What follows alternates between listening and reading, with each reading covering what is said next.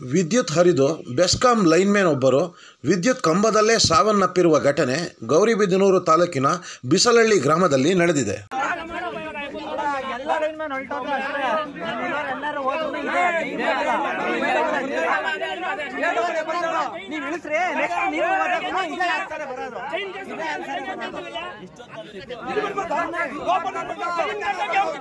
ಎರಡು ದಿನಗಳ ಹಿಂದೆಯಷ್ಟೇ ನಗರಗೆರೆ ಬಳಿ ನಡೆದ ಲೈನ್ಮೆನ್ಗಳ ಅಪಘಾತದ ಸುದ್ದಿಯ ಬೆನ್ನಲ್ಲೇ ಮತ್ತೊಂದು ದುರಂತ ಗೌರಿಬಿದನೂರು ತಾಲೂಕಿನಲ್ಲಿ ದಾಖಲಾಗಿದೆ.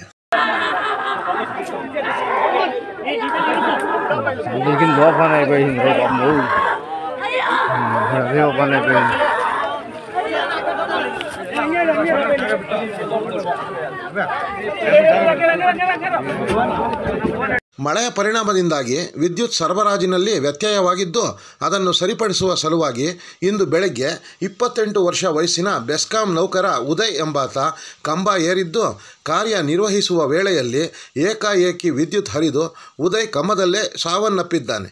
ಉದಯ್ನ ಮೃತದೇಹ ವಿದ್ಯುತ್ ಕಂಬದಲ್ಲಿ ನೇತಾಡುತ್ತಿತ್ತು.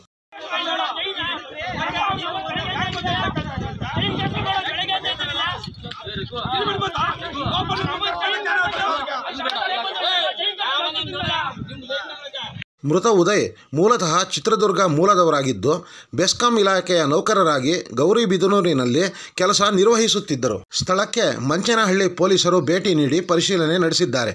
ಘಟನೆಯ ಸ್ಥಳಕ್ಕೆ ಬೆಸ್ಕಾಂ ಅಧಿಕಾರಿಗಳು ಆಗಮಿಸಿದ್ದರು. ಮೃತ ದೇಹವನ್ನು ಗೌರಿಬಿದನೂರಿನ ಆಸ್ಪತ್ರೆಗೆ ರವಾನಿಸಲಾಗಿದೆ. ದೂರವಾಣಿ ಗಂಗಾಧರ್, ಗುಡಿಬಂಡೆ.